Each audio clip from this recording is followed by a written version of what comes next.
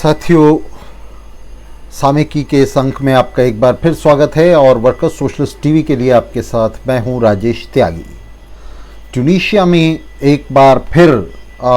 जन आंदोलन का उबाल आ रहा है और ये जो उबाल है ये दरअसल 25 जुलाई को, इसी 25 जुलाई को वहाँ राष्ट्रपति कैस सईद ने जो सत्ता का अपहरण कर लिया था, सत्ता को छीन लिया था, वहाँ प्रधानमंत्री को और संसद को दोनों को बर्खास्त करते हुए राष्ट्रपति कैस सईद ने सारी सत्ता हथिया ली थी और ट्यूनीशिया के अंदर राष्ट्रपति शासन जो है वो लग गया था, अपनी शक्तियों को बढ़ा दिया था और एक तरह से अघोषित राष्ट्रपति शासन वहाँ 25 जुलाई को लग गया था। उन्होंने कहा था कि वो प्रधानमंत्री की नियुक्ति करेंगे, लेकिन आज तक प्रधानमंत्री की नियुक्ति नहीं हुई और वहाँ जिस लोकतांत्रिक सरकार की, तथाकथित लोकतांत्रिक सरकार की स्थापना 2011 की क्रांति के बाद वहाँ हुई थी, दरअसल 2011 की क्रांति को कुचलकर उसे रूस, अमेरिका और नाटो की शक्तियों ने 2011 का जो अरब स्प्रिंग था, अरब क्रांति थी, उसे कुचलकर वहाँ बूर्जुआ लोकतंत्र की स्थापना की थी। और वो बूर्जुआ लोकतंत्र जो है, आप देख सकते हैं किस तरह से इन कुछ ही सालों में वो पूरी तरह से भरभरा कर गिर गया और राष्ट्रपति कैस सईद को वहाँ एक तानाशाही की स्थापना करनी पड़ी। ये जिस संसदीय जनतंत्र की वहाँ स्थापना इन साम्राज्यवादी शक्तियों ने मिलकर की थी, वहाँ क्रांति का दमन करके, मेहनतकश जनता को एक तरफ करके, वो संसदीय जनतंत्र पूरी तरह से भ्रष्टाचार में गले तक डूबा हुआ था और वो इस तरह से लोगों की नज़रों में, मेहनतकश जनता की नज़रों में डिस्क्रेडिट हो चुका था कि अगर राष्ट्रपति कैस सईद उसे उठाकर ना फेंकते तो जनता उसे उठाकर फेंक देती। शुरुआत में राष्ट्रपति कैस सईद के इस कदम का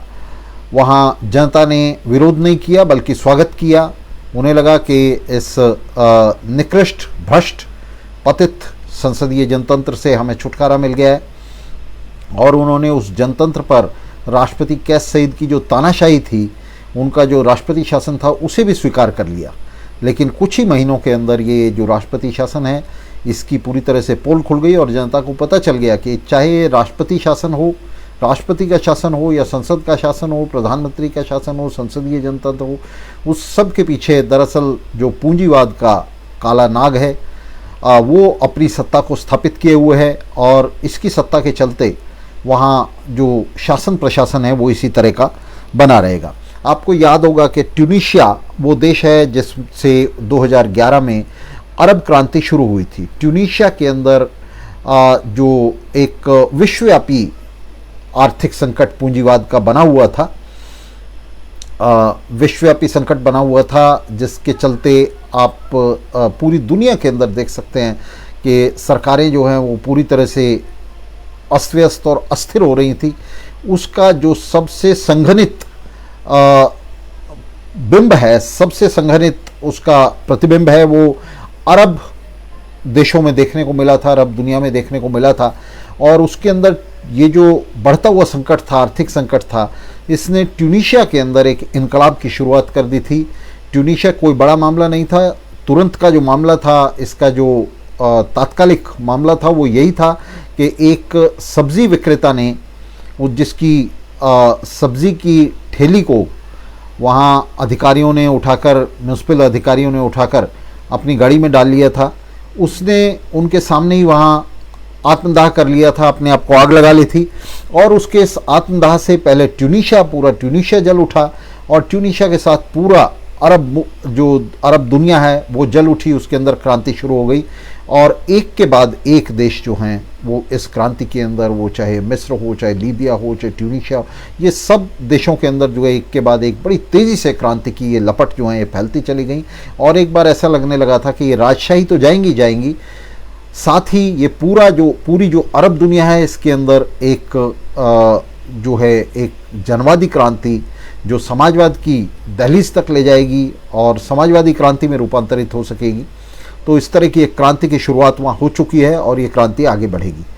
लेकिन वहाँ अमेरिका, नाटो की शक्तियों और रूस ने मिलकर पूरे मध्य पूर्व के अंदर, उत्तर अमेरिका के अंदर इस क्रांति का बलपूर्वक दमन कर दिया। दोनों ने मिलकर इसका दमन किया और इस इलाके को उन्होंने अपने अपने प्रभाव क्षेत्रों में बांट लिया। इन प्रभाव क्षेत्रों को बांटते हुए उन्होंने इन तमाम देशों के अंदर ऐसी सरकारों की स्थापना की जो पूंजीवाद का विनाश करने की जगह पूंजीवाद को वहाँ उसे कायम रख सकें और साम्राज्यवादी शक्तियों के दखल के लिए वे वहाँ दलाल शक्तियों के रूप में काम कर सकें, कठपुतली सरकारों के रूप में काम कर सकें। तो इन तमाम देशों में इन साम्राज्यवादी ताकतों ने मिलकर अपने अपने प्रभाव क्षेत्र बनाए और उन प्रभाव क्षेत्रों में उन्होंने अपनी दलाल सरकारें, अपनी कठपुतली सरकारें जो हैं वो स्थापित की। लेकिन ये कठपुतली सरकारें इस निज़ाम को बहुत दूर नहीं ले जा सकती थी, ये तभी दिखाई दे रहा था। और क्रांति ने, संकट ने, पहले आर्थिक संकट ने और उसके बाद कोरोना संकट ने इसे सीधे आसमान में पहुंचा दिया। और इस संकट के चलते, ये संकट पर संकट के चलते बल्कि मैं कहूँगा, तो इस दोहरे तीहरे संकट के चलते जो मध्य पूर्व है, उत्तरी अफ्रीका है, ये जो पूरी अरब दुनिया है, इन दो महाद्वीपों के अंदर फैली हुई, इसके अंदर जो है ये जो अस्थिरता बनी थी, ये जो एक क्रांतिकारी स्थिति बनी थी 2011 में, इस पर बेशक ठंडे पानी के छींटे मार दिए हों साम्राज्यवादियों ने अपनी ताकत के दम पर, लेकिन वे इस चिंगारी को नहीं बुझा सके। राख के अंदर ये चिंगारी जो है ये लगातार जलती रही। और ये जो इलाका है मध्य पूर्व का, उत्तरी अफ्रीका का, ये कभी भी उसके बाद स्थिर नहीं हो पाया। इसके अंदर आर्थिक अस्थिरता, आर्थिक विषमता ज़्यादा से ज़्यादा गहराती चली गई और उससे आर्थिक अस्थिरता बनी रही। और इसके साथ ही राजनीतिक अस्थिरता जो है वो लगातार इन इलाकों के अंदर बनी रही। ये इलाके कभी भी राजनीतिक रूप से उसके बाद स्थिर नहीं हो पाए। कैस सईद ने एक तरह से ये कू कर दिया, एक तरह का विद्रोह कर दिया। और ये दरबारी विद्रोह था जिसमें वो पहले से सत्ता में थे। उन्होंने अपनी सत्ता को पुख्ता बनाने के लिए प्रधानमंत्री को बर्खास्त कर दिया, उन्होंने संसद को बर्खास्त कर दिया, उन्होंने वहाँ 21 अगस्त को जो है भ्रष्टाचार निरोधक समिति का जो अध्यक्ष था चौकी तबीब, उसको जो है नज़रबंद कर दिया उसके घर में। उसके 10 दिन बाद ही 31 अगस्त को उन्होंने जो राष्ट्रपति पद के उम्मीदवार थे, जो दूसरे नंबर पर आए थे 2019 के चुनाव में, नबील कारूई, उनको गिरफ्तार कर लिया, उनके भाई को गिरफ्तार कर लिया और उनको अल्जीरिया में, पड़ोसी राष्ट्र अल्जीरिया के अंदर उन्हें बंदी बना लिया गया, वहाँ उन्हें गिरफ्तार किया गया। और इस तरह से विपक्ष के नेताओं की गिरफ्तारी, अधिकारियों की गिरफ्तारी, और इस सब के बावजूद प्रधानमंत्री को बर्खास्त कर दिया, संसद को बर्खास्त कर दिया। इसके बावजूद और इस बात के बावजूद कि उनके इस विद्रोह को, इस तख्तापलट को, शक्तियों के, सारी राज्य शक्तियों के इस अपहरण को उस समय जनता की तरफ से बड़ा समर्थन मिला था जब 25 जुलाई को उन्होंने तख्तापलट किया था। इसके बावजूद बड़ी तेजी से ये जो जनमत है, जो उस समय 25 जुलाई को उनके पक्ष में था, ये बड़ी तेजी से पलटता चला गया। और अभी शनिवार को राष्ट्रपति के खिलाफ अब तक का सबसे बड़ा प्रदर्शन वहाँ ट्यूनीशिया की जो राजधानी है ट्यूनिस, उसके अंदर अब तक का सबसे बड़ा प्रदर्शन हुआ है, जिसमें महिलाएं उसकी अगुवाई कर रही थी। तो ये सबसे बड़ा प्रदर्शन है और ये दिखा रहा है कि किस तरह से जिस अरब क्रांति को मैच्योर होने में, परिपक्व होने में दशकों लग गए, 2011 में जाकर के वो मैच्योर हुई और 2011 से उसके बाद भी 10 साल लगे वहाँ इसे दोबारा से परिपक्व होने में, दोबारा से इस क्रांति को पुनर्जीवित होने में। वो क्रांति जो है जुलाई से, और अभी हम सितंबर के अंदर हैं, इन 2 महीनों के अंदर अंदर, 8 हफ्तों के अंदर अंदर ये क्रांति जो है फिर करवट लेने लगी है। और जहाँ जनमत राष्ट्रपति सईद के पक्ष में, कैस सईद के पक्ष में हमें दिखाई दे रहा था जुलाई के अंदर, 25 जुलाई को, जुलाई के अंत में, तो जहाँ ये दिखाई दे रहा था वहीं इन 2 महीनों के अंदर ये पूरा जनमत जो है ये पलटी मार गया है। और राष्ट्रपति के खिलाफ अब तक का सबसे बड़ा प्रदर्शन जो है ये शनिवार को हुआ है राजधानी के अंदर। और इस प्रदर्शन के साथ पूरा जो राजनीतिक माहौल है ट्यूनीशिया के अंदर वो बदलता हुआ दिखाई दे रहा है और लोगों ने वहाँ जो नारे लगाए हैं वो किसी मांग को लेकर नहीं लगाए हैं, वहाँ कोई किसी आर्थिक या राजनीतिक मांग को लेकर नहीं, बल्कि सीधे सीधे राष्ट्रपति को सत्ता से खदेड़ने के लिए ये नारे लगाए गए हैं, सत्ता को पलटने के लिए नारे लगाए गए हैं। और एक बार फिर से ट्यूनीशिया के अंदर जो लेबर यूनियंस हैं और वहाँ की जो सबसे ताकतवर यूनियन है UGTT करके, तो वो सड़क पर है और उसके नेतृत्व में ये प्रदर्शन हो रहे हैं। वर्किंग क्लास मजदूर वर्ग जो है, उसके साथ साथ मेहनतकश जनता के दूसरे हिस्से और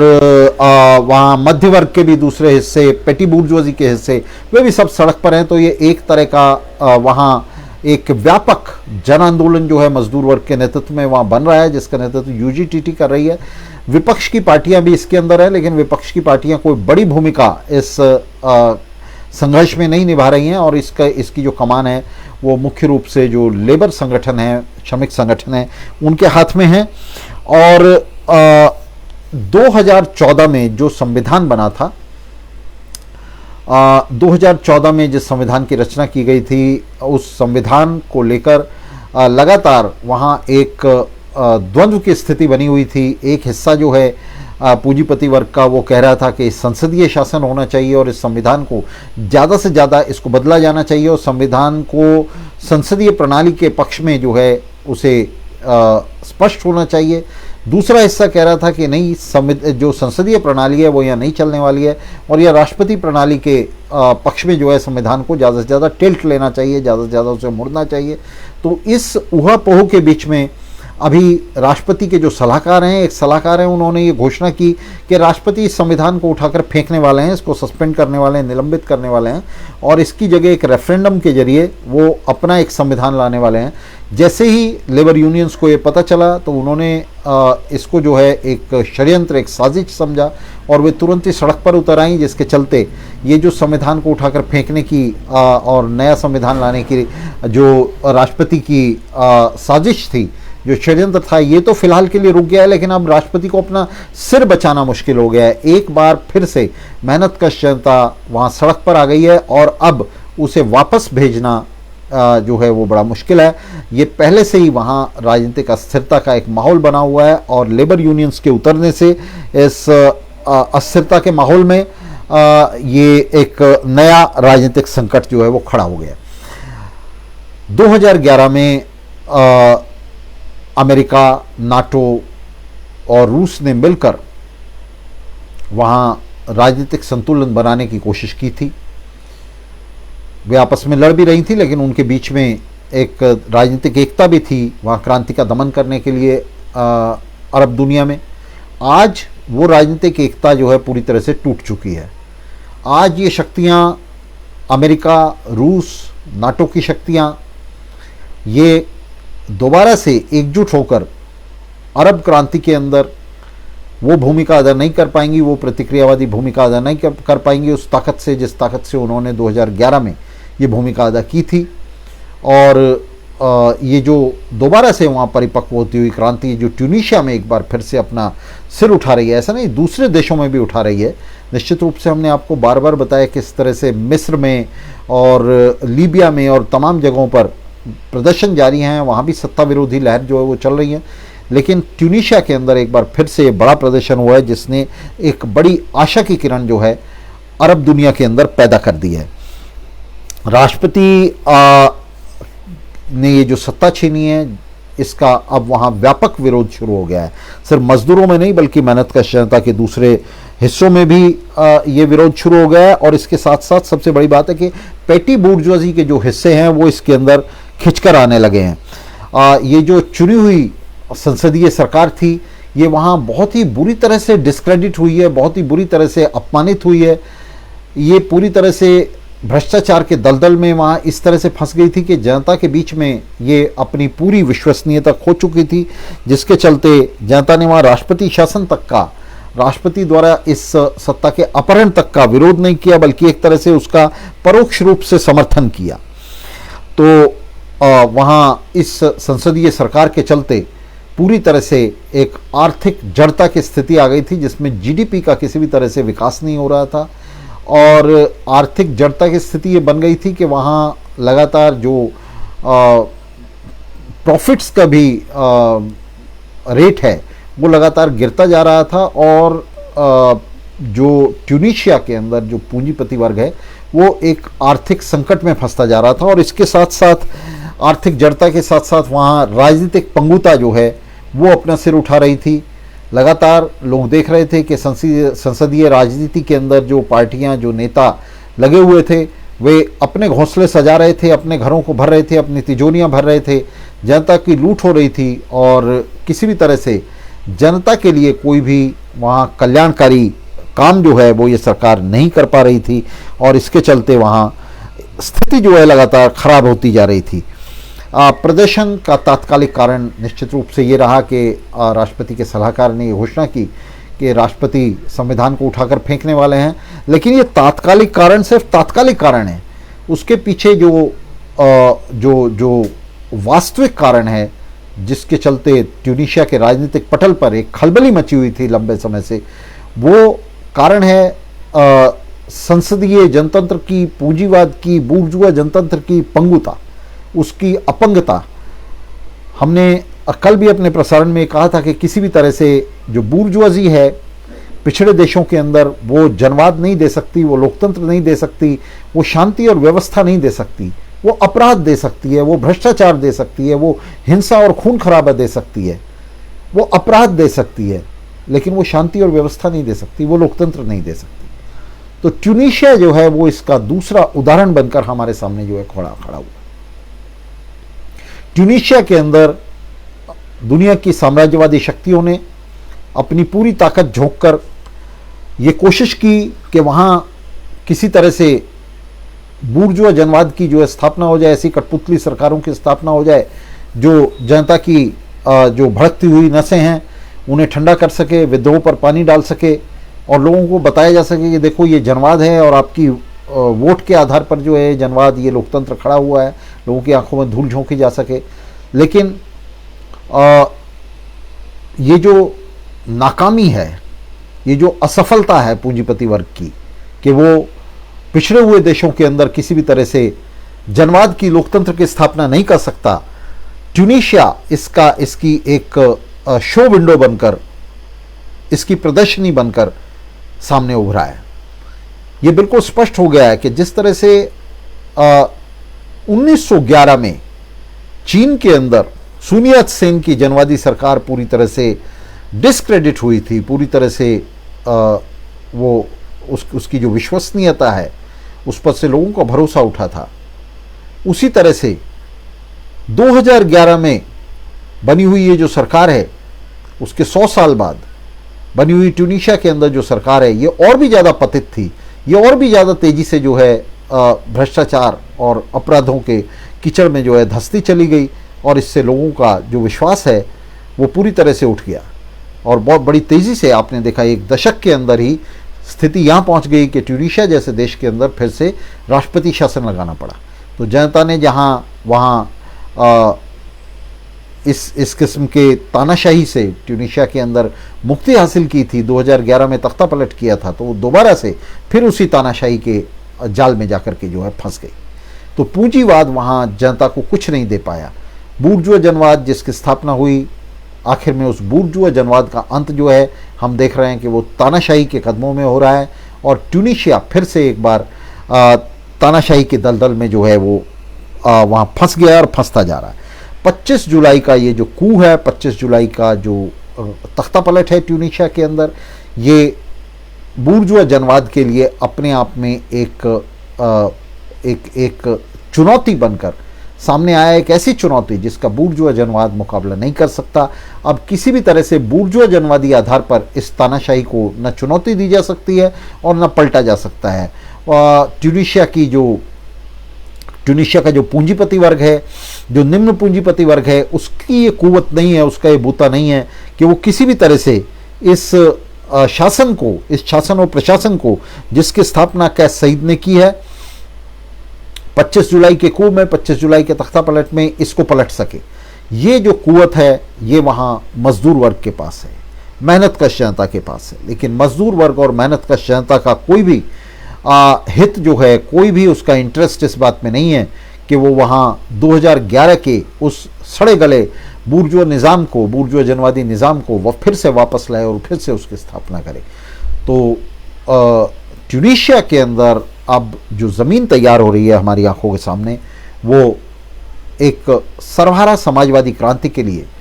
वहाँ ज़मीन तैयार हो रही है। एक ऐसी जनवादी क्रांति के लिए ज़मीन तैयार हो रही है जिसका नेतृत्व इस बार ट्यूनीशिया के पूंजीपतियों के हाथ में नहीं, बल्कि ट्यूनीशिया के मजदूरों और मेहनतकशों के हाथ में होगा। 2008 के संकट ने, 2008 का जो सब प्राइम क्राइसिस था दुनिया के अंदर, आर्थिक संकट था, उसने 2011 में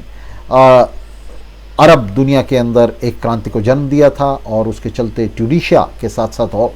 कई और देशों में भी विस्फोट हुआ था, क्रांतिकारी विस्फोट हुआ था। अरब स्प्रिंग पैदा हुई थी उससे, और इस अरब स्प्रिंग के साथ साथ जो है एक राजनीतिक क्रांति हमें वहाँ दिखाई दे रही थी।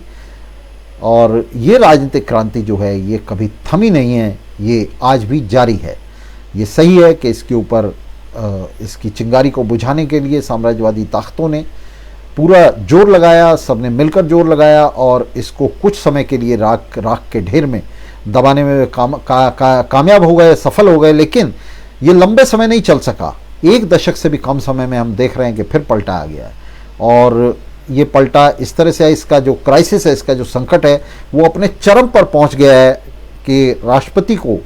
चुने हुए राष्ट्रपति को अपने हाथ से इस बूर्जुआ तमाशे को, बूर्जुआ जनवाद के इस तमाशे को मटियामेट करना पड़ा है। और ये हमारी आंखों के सामने मटियामेट हो रहा है। ये मटियामेट हो चुका है, पूरी तरह से मिट्टी में मिल चुका है। और ये इसका वापस लौट कर आना वहाँ अब संभव नहीं दिखाई दे रहा है। अगर किसी तरह से राष्ट्रपति पर ये बूर्जुआ ताकतें दबाव बनाती भी हैं, राष्ट्रपति इसे वापस भी लेता है, तो भी अब ये क्राइसिस, ये संकट हल होने वाला नहीं है। वहाँ जनता जो है वो पूरी तरह से उद्वेलित हो चुकी है, वो सड़क पर आ चुकी है। और ये जो अब तक का जुलाई के बाद का सबसे बड़ा प्रदर्शन वहाँ हुआ है, जो हमें दिखाई दे रहा है, ये निश्चित रूप से आने वाले समय में, आने वाला जो समय है, क्रांतिकारी समय है, ये एक तरह से उसकी पूर्व वेला हमें दिखाई दी है, जिसके अंदर जिस प्रदर्शन की अगुवाई महिलाएं कर रही थी और ये सर्वहारा महिलाएं वहाँ इसकी अगुवाई कर रही थी प्रदर्शन की। तो लेबर यूनियंस जो हैं इसकी अगली कतारों में हैं। निश्चित रूप से मध्य पूर्व के अंदर अभी क्रांतिकारी दिशा देने के लिए इस विद्रोह को, वहाँ क्रांतिकारी पार्टी का उदय नहीं हुआ है। और अंतर्राष्ट्रीय स्तर पर भी ये बहुत बड़ा अभाव, बहुत बड़ा संकट महसूस किया जा रहा है कि हमारे पास एक जनव्यापी क्रांतिकारी पार्टी मौजूद नहीं है, अंतर्राष्ट्रीय पार्टी मौजूद नहीं है, सरवारा की कोई विश्व पार्टी मौजूद नहीं है। लेकिन ये बात सही है कि इस संकट के बीचों बीच निश्चित रूप से ये पार्टी जो है ये सामने आएगी। जिस तरह से पहले विश्व युद्ध के संकट ने बोल्शेविक पार्टी को जन्म दिया था, और जिस तरह से दूसरे विश्व युद्ध के संकट ने चौथे इंटरनेशनल को जन्म दिया था, उसकी पूर्ववेला पर चौथा इंटरनेशनल पैदा हुआ था, उसी तरह से यह तीसरा विश्व युद्ध और ये जो विश्वव्यापी संकट है तीसरे विश्व युद्ध की सांझ पर, उसकी पूर्ववेला पर ये जो संकट हमें दिखाई दे रहा है, तो इस संकट में निश्चित रूप से फिर से क्रांतिकारी पार्टी का और क्रांतिकारी संघर्ष का उदय होगा। और ये इसकी जो चिंगारियाँ हैं वो हमें अरब दुनिया में तो निकलती हुई दिखाई दे रही हैं, लैटिन अमेरिका में हमें दिखाई दे रही हैं, साउथ एशिया में हमें दिखाई दे रही हैं, और दुनिया के तमाम हिस्सों में हमें ये चिंगारियाँ जो हैं ये निकलती हुई दिखाई दे रही हैं। इनके बीचों बीच जो सबसे बड़ी ज़रूरत है एक क्रांतिकारी पार्टी की, एक अग्रदल की, एक हिरावल दस्ते की, मज़दूर वर्ग के लिए, जो मज़दूर वर्ग को नेतृत्व दे सके और उसके नेतृत्व में मज़दूर वर्ग तमाम मेहनतकश जनता को नेतृत्व दे सके। तो उसको संगठित करने की, उसके लिए संघर्ष करने की, उस पार्टी को संगठित करने के लिए संघर्ष करने की, उस कार्यक्रम के लिए संघर्ष करने की जिसके इर्द गिर्द इस पार्टी को बुना जा सके, उसे जन्म दिया जा सके, ये एक बड़ी ज़रूरत है। और इस ज़रूरत को हमें एड्रेस करना है, इसको हमें संबोधित करना है और इस संघर्ष में शामिल होकर इस तरह की विश्वव्यापी पार्टी की रचना करनी है, जिसकी शाखाएं राष्ट्रीय, शाखाएं जगह जगह मौजूद हों और इन क्रांतिकारी उभारों के दौरान वे उसे क्रांतिकारी उभार को नेतृत्व दे सकें। तो वर्कर्स सोशलिस्ट पार्टी के रूप में, चौथे अंतर्राष्ट्रीय आंदोलन के इस केंद्रक के रूप में इसे संगठित करने का काम शुरू हुआ है और वर्कर्स सोशलिस्ट टीवी उसके बहुत सारे मंचों में से एक मंच है। तो दोस्तों, ये जो चुनौती हमारे सामने है इस क्रांतिकारी पार्टी का संगठन करने की, ये हमारे वक्त की असल में ऐतिहासिक चुनौती है और मानव जाति के सामने आज जो संकट मौजूद है वो वास्तव में यही संकट मौजूद है। अन्यथा सब परिस्थितियां जो हैं वो दुनिया में तैयार दिखाई दे रही हैं, दुनिया में जगह जगह विस्फोट हो रहे हैं। वर्ल्ड कैपिटलिज्म, विश्व पूंजीवाद पूरी तरह से फेल हो रहा है, असफल हो रहा है, उसकी सरकारें संकट में हैं, उसकी आर्थिक व्यवस्था संकट में है, उसकी पूरी राजनीतिक व्यवस्था संकट में है। लेकिन इस सारे संकट के बीच में जो क्रांतिकारी आंदोलन का संकट बना हुआ है, मानव जाति का संकट बना हुआ है, वो अग्रदल का संकट है, उसकी राजनीतिक पार्टी का संकट है, एक मार्क्सवादी पार्टी का संकट है, एक मार्क्सवादी कार्यक्रम का संकट है जिसके इर्द गिर्द ऐसी मार्क्सवादी पार्टी जो है वो संगठित है। तो इस संकट को हल करने के लिए वर्कर्स सोशलिस्ट पार्टी और वर्कर्स सोशलिस्ट टीवी